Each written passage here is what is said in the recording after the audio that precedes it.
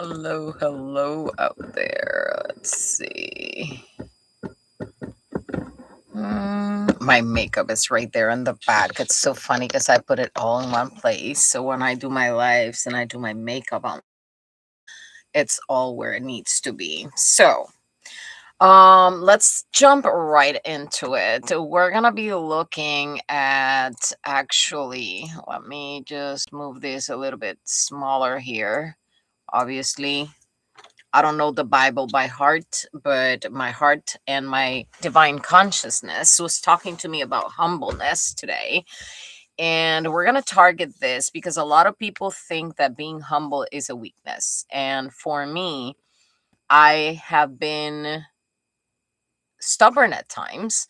And humbleness is something that you only learn when actually you stop loving or talking from ego. And James 4 in the KJV version, what the whole entire thing about that chapter is, when you have internal conflict, which means when you're going to a spiritual battle where the dissonance of the duality that what you think it is and what it truly is comes up, you start fighting with yourself. And that's why I was talking about yesterday. You cannot be ashamed of it, because without it, then you're not going to elevate to another frequency. You're not going to actually level up. So James 4 speaks about call to end the internal conflict and humble yourself before God, not before people. But the aspect of God for me is that oneness, that unity that makes you part of the collective energy of the world, which also takes, not entitled, but it also brings you into humble yourself until the situation, because being spiritually inclined allows you to know what is spiritual adultery or even the physical world adultery. And this is something very important, because the majority of the time that you're doing a spiritual journey, one of the things that you actually separate yourself is from the physical lust, from the need to have that physical encounter with another person for lust. It brings a new level of identity that is not a delusional identity, but a cleansing of the root of the conflict that comes with all the energy exchanges that you have actually experienced in your life. And one of the things that people don't understand about intimate relations,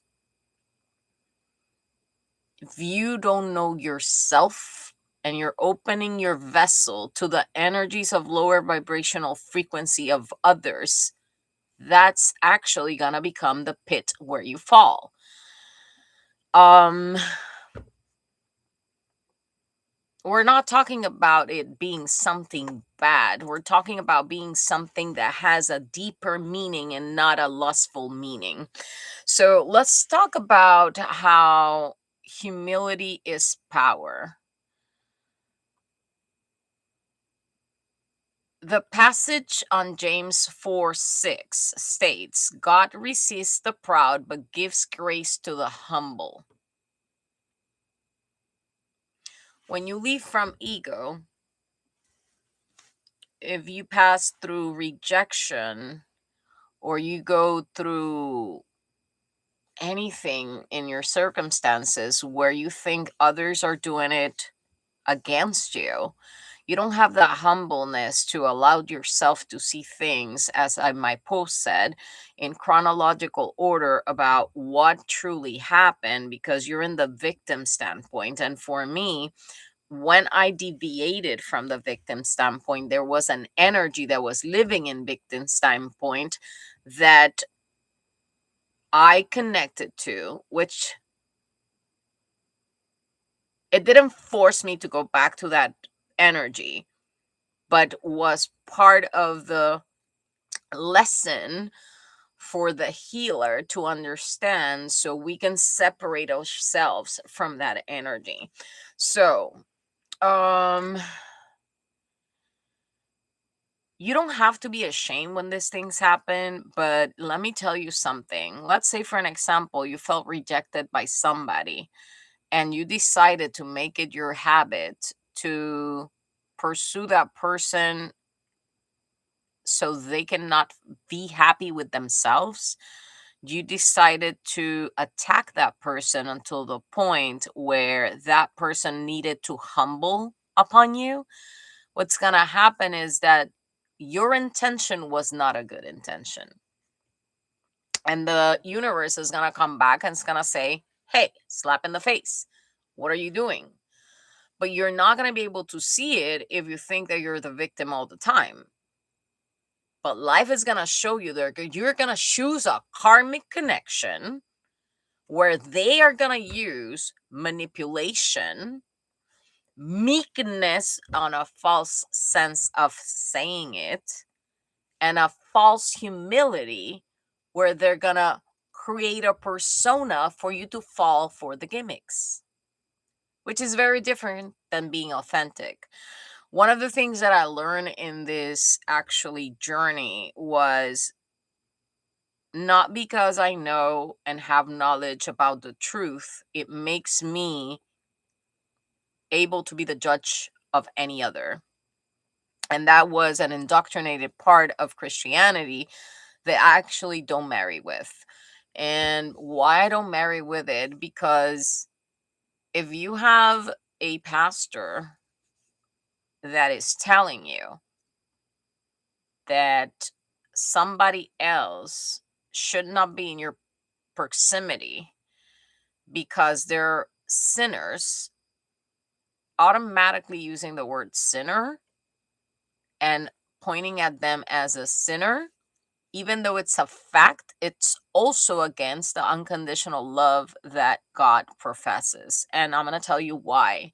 When you awaken spiritually, little by little, you start seeing the disruptions of the matrix. The matrix is trying to make you feel not worthy of love. Therefore, you're going to project your fear of not being enough. When you do that, the other person is automatically rejecting you, not because they don't love you. They're rejecting you because that's the energy you're putting out there. And in my experience, there was a lot of confusion in who was who in regards of the dynamic, where I couldn't allow myself to open up to any of those energies because one of them had a purpose to make it seem like I was the problem. And in a certain way, both of us were the problem, and all of them included in the interaction were a problem, because some of them were coming to hurt me from their hurt.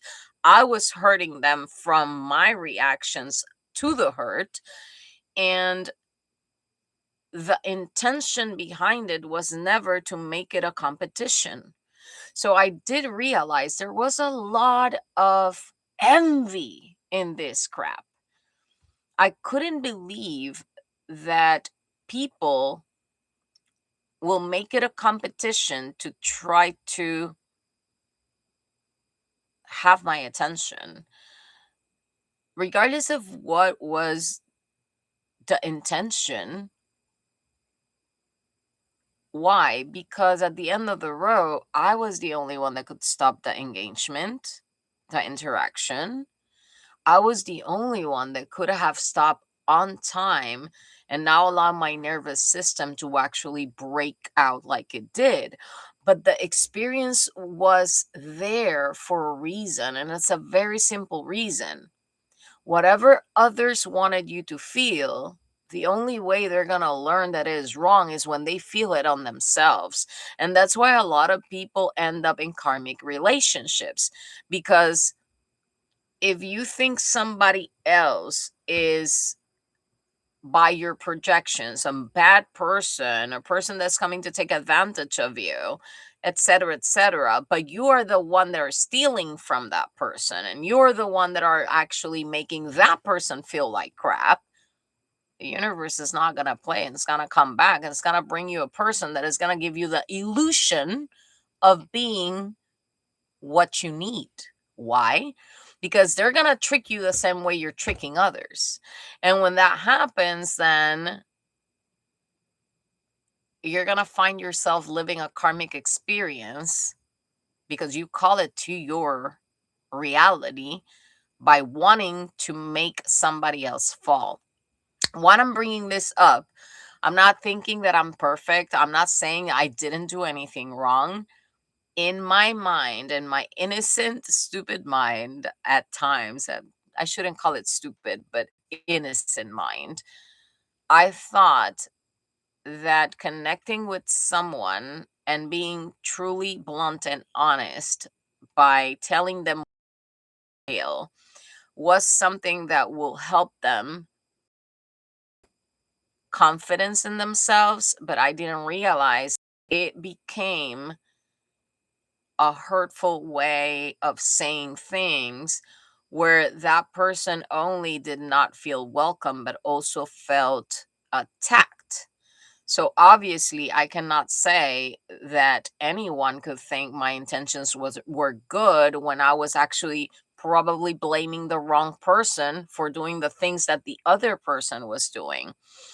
What I know about the scenario is there was a lot of envy, there was a lot of competition, and it was all created for people to have the ability to tap into my energy and not only steal my creative spark, but dim my light.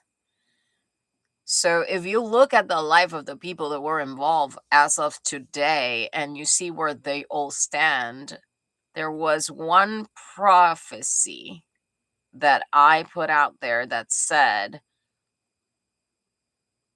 it's about the buildings. There was a tsunami coming, and there was a couple with a yellow coat and a lot of mice in their mouth, in their hands. That couple is going right now through that. And what that person is going to realize is their narcissistic tendencies allow them to fall for the illusion of the karmic partner they have within them that promised them probably a lot of health and wealth or prosperity. And the only thing they brought to their lives was chaos. Why? Because they allowed the noise to talk louder than their heart and the truth. Why? Because when we have narcissistic traits, and I say we because we all have them, that has to be clear. We all have them. It's based on how we were raised. It's based on how we perceive the world. It's based how we perceive love. So that doesn't make us perfect, but it makes us humble enough to understand that taking accountability of what you did, even if it doesn't fix the problem, gives you freedom from that nervous system trigger that comes to actually disrupt any kind of interaction. I always say that I say I'm sorry too much because I was always in an environment where if I wasn't sorry for saying the truth, then I was punished. And I once wrote about how people learn how to lie. And unfortunately, understanding that when you're in a twin flame journey, and I'm not here saying I have a twin flame, but no, I'm talking about the journey itself. It's not about love, it's about self reliance, it's about self love, it's about integrating your shadows so you can actually level up in life and vibrate on a different tune where whoever is not in resonance with your tune doesn't have access to your energy. because you learn to protect yourself based on your courage and security on yourself and acknowledging you are enough. And stop believing the lie that the world is telling you that you are not enough. Humility is an inner strength. And a lot of people have been taught from a very young age not to say I'm sorry and to act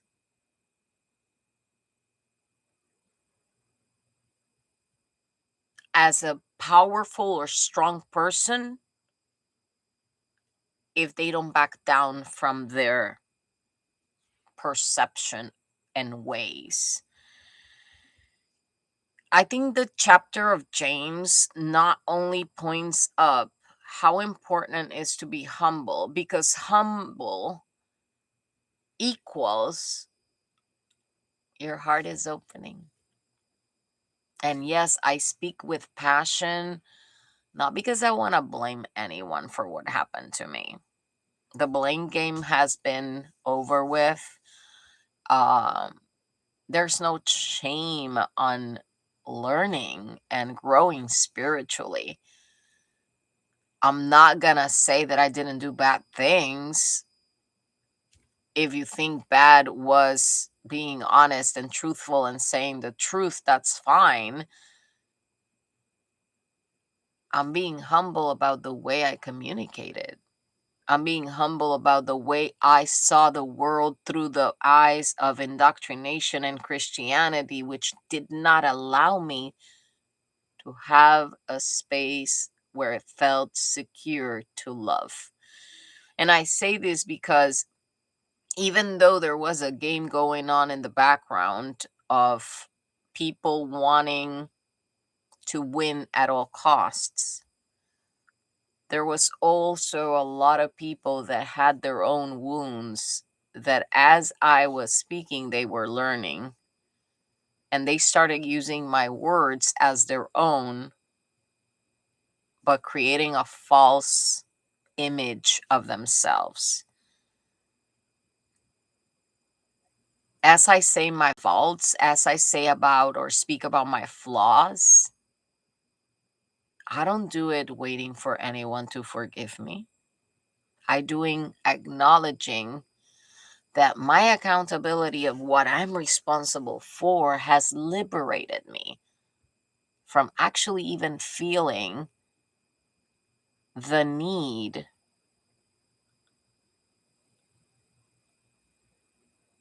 of settling for less than what we all are entitled to, not because entitlement comes with pride, because the new sense of entitlement, which is not a good word to use it to describe it, is that I'm not entitled to have everything I want just because I want it. But there is a promise within the word of consciousness that is, you will receive what you give. And even if at times it doesn't look like I gave without expectations or I gave from a space of love based on my own actions and reactions from the games that were being played in the background, I don't care, because it allowed me to find that inner balance and grounding that I needed to stop allowing what the world has to say to affect me. I remember at the beginning, I spoke about a person that had a different sexual orientation, because that person was special to me, because that person was the only raw person that I met within the gay community of the people that I knew for that time, that told me that he was not in a fight with God. He told me that he knew that he was not in alignment with his mission, and that he created a persona to make others feel worthy of love and being able to come out of the closet and be themselves. When that person died and I expressed my condolences and I knew that God was going to receive them, I knew God was going to receive them because the God that you have been indoctrinated to love is not a God of mercy. It is a God of fear. And a lot of people were actually telling me that I was not a Christian just because I was saying those words, but you were not a Christian either because you thought that only if you are stray, you can get into it, yet you were being a disturbing person in my life. You were trying to bring havoc into my life. So, how does it make it a Christian? How does it make you another Christian? So, you criticize me for the same things that you were doing yourself. And that's where I'm coming to. The ministries are wrong. The ministries are wrong, and the church need restoring. And that is a mission that God placed on my heart, not because I think I know it all, just because you cannot speak about Christianity and a Christian walk when you're judging the rest. And I had to learn that by doing it myself and feeling how it felt. So that's why I say those that try to make me fall, those that try to make me stumble with my own beliefs, thank you. You were the rocks that I needed on my way to understand what I had in my own eye that I couldn't see with the eyes of love and the embrace of Mother Mary. And you're the ones that created this movement, the one that's not going to stop, the one that is actually going to allow everyone to feel love for who they are from the original vision from Abba. Unconditional love, the battle of love, the awakening of all of us to understand what true love really means. Not a relationship that is false, not allowing yourself to get manipulated by anyone that comes with that little manipulative character, where the only thing they're doing is telling you what you need to hear, so you fall for the trap, and the true gold digger can clean your pockets. Never forget that. I'm not saying that this is going to happen to you. I'm not prophesying it at all. I am not that type of person. I'm just saying, when you point the finger at somebody else and you tell them they are X and Y, you either projecting, or life is going to put a person like that in your life so you understand the difference between a person that was always raw and honest and a person that comes to clean your pockets. When you do harm to others, you're going to get a person in your life that is going to trick you with manipulative love, affection that is not real, so they can get into your life and disrupt you. When you allow idols to come into play and allow you to think that you're gonna be rich and famous because you were able to steal work from another, you're only opening your place in space for that to become your biggest lesson. We all are here to learn. I'm not judging. I'm just allowing you to understand what the rules of cause and effect are. And that karma is everything that's happening to you happens for a reason. Either because you neglected somebody that needed your attention, or vice versa. You gave too much attention to someone that you didn't have to. when we take responsibility out of ourselves, there's a humble way of understanding your circumstances that will stop you from feeling a victim.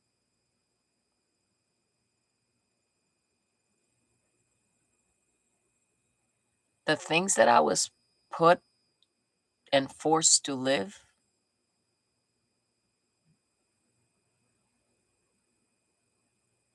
I don't wish nobody else lives them. I don't return back to sender because I trust a higher power. And those that try to defame my movement, my project, my words, myself, my character, and my persona anywhere in my surroundings, humbly I tell you, I don't wish you go through what I went and you put me through. But I will not stop it from happening. And the reason why not is because everybody has to learn on their own feet what it is doing what they do to others. Not everybody pays their karma on the same life. Others may follow through to another lifetime and do that.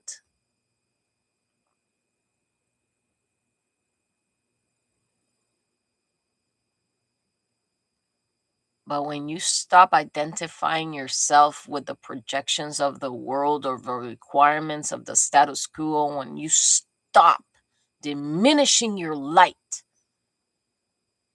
to appease others, the ego runs away. And just because I speak with passion, I'm not speaking from an egotistic heart. I'm speaking from a heart that understands that what I'm saying is not a self-fulfilling prophecy. It's the resonance of the effects of the causes that created the whole thing. It's my spiritual freedom, not for me to justify myself or for me to seem to be better than anyone. It's just me allowing myself to understand I do not need to pay the karma that others provoked in my life. Therefore, the only reason that I'm standing here humbly is because there is a bigger mission.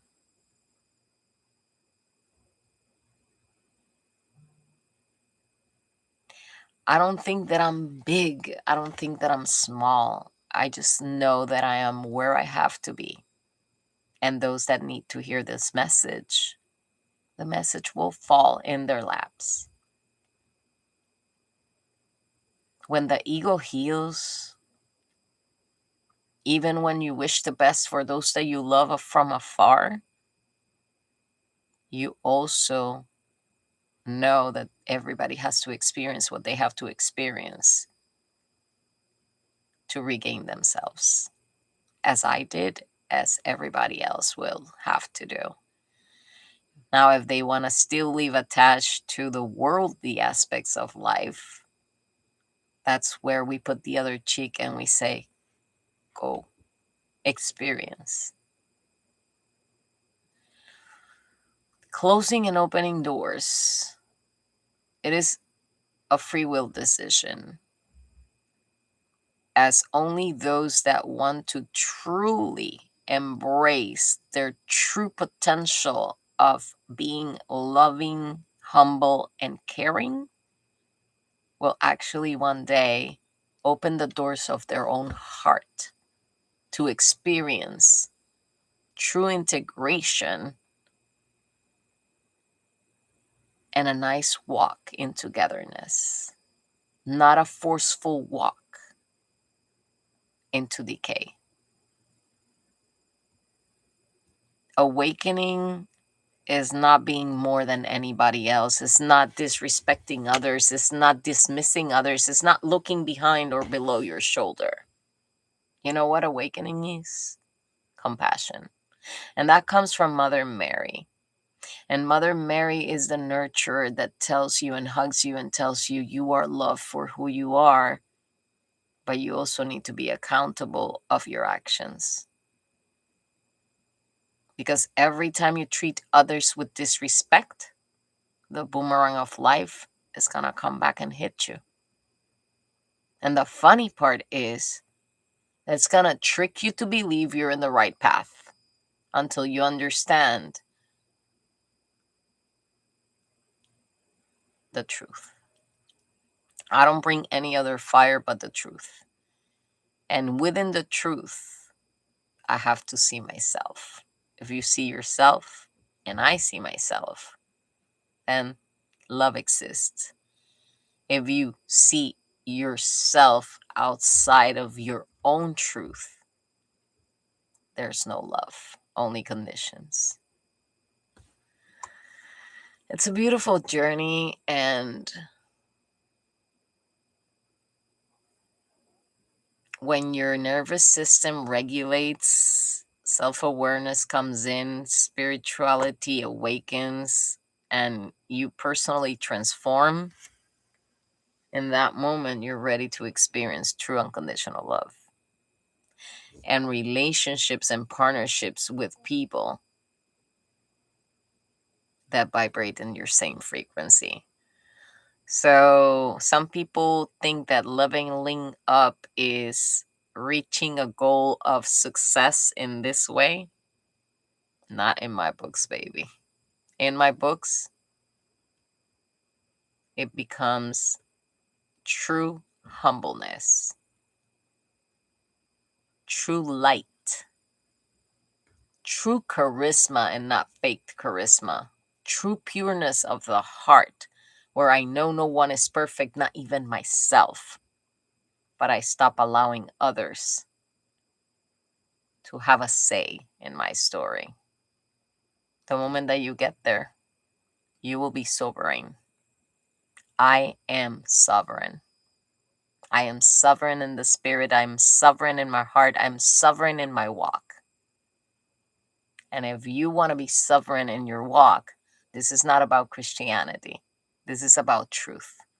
This is about stop lying to yourself. This is about waking up and smelling the coffee. Don't forget that. I love you. Bye, guys.